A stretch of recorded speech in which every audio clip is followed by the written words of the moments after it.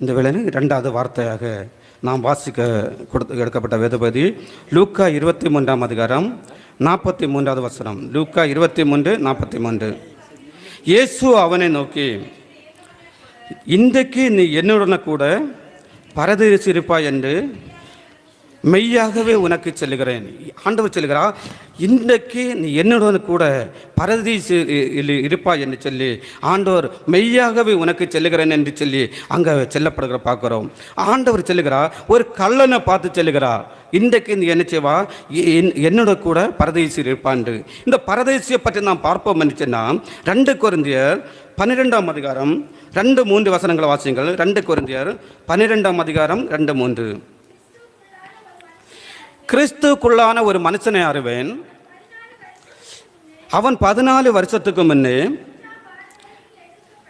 அவன் 3ஆம் வானம் வரைக்கும் எடுக்கப்பட்டான். அவன் சரீரத்தில் இருந்தானோ சரீரத்துக்கு புறம்பே இருந்தானோ அதை அறியேன், தேவன் அறிவார். அந்த மனுஷன் பரதேசுக்குள் எடுக்கப்பட்டு மனுஷ பேசப்படாததும் வாக்கு கெட்டாதமான வார்த்தைகளை கேட்டான் என்று அறிந்திருக்கிறோம். இந்த வசனத்தை சொல்லுகிறது, இந்த பரதேசி எங்கே இருக்கிறது என்றால் 3ஆம் வானத்தில் இருக்கிறது. 3ஆம் வானத்தில் இந்த பரதேசி இருக்கிறத பார்க்குறோம். இந்த பரதேசியில் செல்லப்படுகிறது மனுஷன் பேசப்படாத வார்த்தைகளை பேசுகிற இடம். எந்த மனுஷனும் பேசப்படாத வார்த்தைகள் என்ன செய்கிறதுன்னா இந்த பரதேசியில் பேசப்படுகிறது. இந்த பரதேசியில் பேசப்படுகிற வார்த்தை மனுஷர்கள் பேசப்படாத வார்த்தைகள் பேசுகின்ற இடம். பரிசுத்தவான்கள் வாழுகின்ற இந்த பரதேசியை பார்க்கிறோம். இந்த பரதேசி எப்படி ஒரு கள்ளன் போனான்? இந்த வேதத்தில் சொல்கிறது, வெளிப்படுத்தின விசேஷம் 2ஆம் அதிகாரம் 7ஆம் வசனம் வாசியுங்கள்.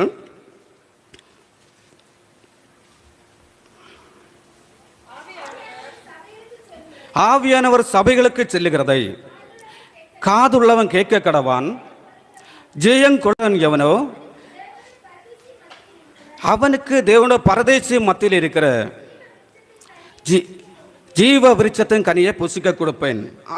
அந்த வேதத்தில் என்ன சொல்லிருச்சுன்னா, ஜெயம் கொள்ளுகிறவனுக்கு அந்த பரதேசி மத்தியில் இருக்கின்ற ஜீவ விருட்சத்தை புசிக்க கொடுப்பேன். அந்த ஜெயம் கொள்ளுகிற போகிற இடத்துக்கு ஒரு கள்ளன் போனதை பார்க்கிறோம்.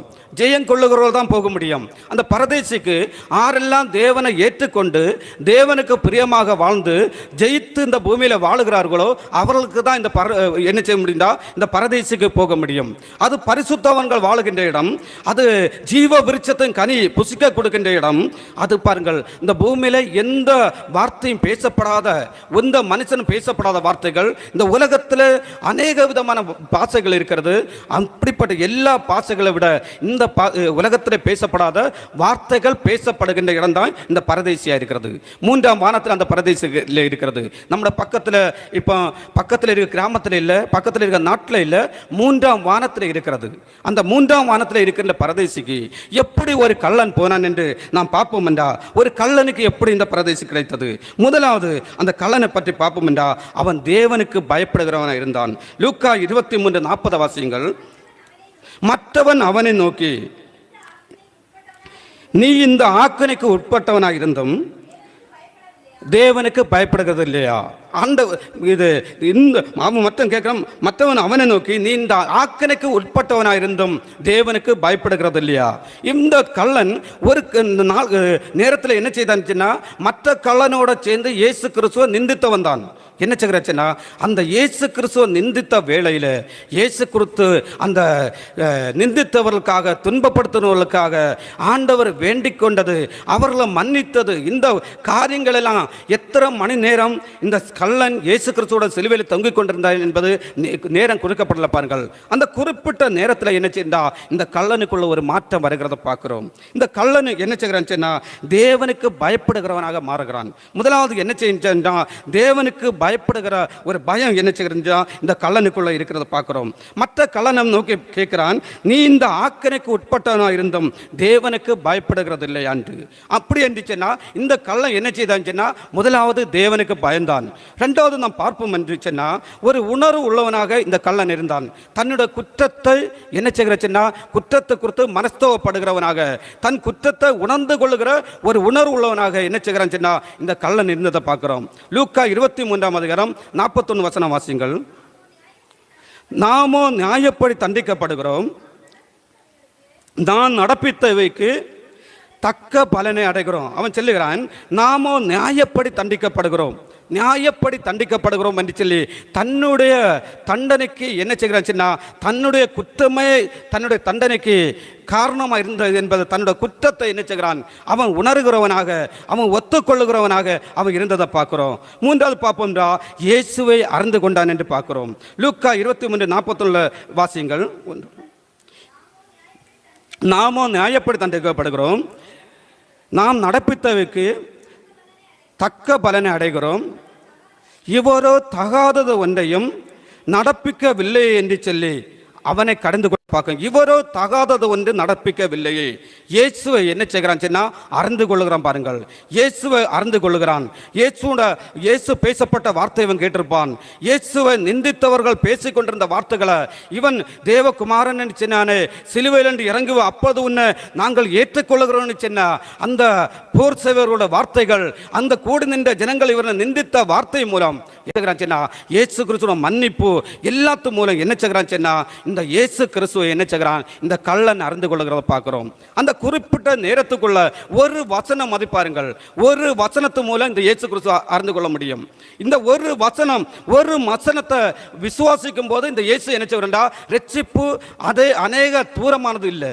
ஏனென்றா நான் இந்த சபையில் வரும்பொழுது முதலாவது ஒரு நாள் சும்மா வந்து பார்ப்போம் என்று சொல்லி தான் நான் வந்தேன். இயேசு கிறிஸ்து ஒரு வசனத்தை கொண்டு பேசினார். சிறியான தன் கற்பத்தின் பிள்ளைக்கு இறங்காமல் தன் பாலகனை மறப்பாளோ அவர்களும் மறந்தாலும் நான் உன்னை மறப்பதில்லை என்று ஏசியா 49:15 வசனத்தை கொண்டு இயேசு கிறிஸ்து என்னோடு பேசினார். ஒரு வார்த்தை, ஒரு நாளில் நான் என்ன செய்கிறேன், வந்து பார்த்து கொண்டு சும்மா போக வந்தவன் ஒரு நாளில் என்ன செய்கிறேன், இந்த ரட்சிப்பை பெற்றுக் கொண்டதை பார்க்கிறோம். அதே போல இயேசு கிறிஸ்து இந்த கள்ளன் என்ன செய்கிறான், அவன் ஒரு அந்த நிமிடத்தில் என்ன செய்கிறான், மரண தருவாய் தனக்கு என்ன செய்கிறான், தன்னோட வாழ்க்கை முடிய போகிறது. அந்த குறிப்பிட்ட டைம்ல என்ன செய்கிறான், அவனுக்கு அந்த இரக்கம் கிட்ட பார்க்கிறோம்.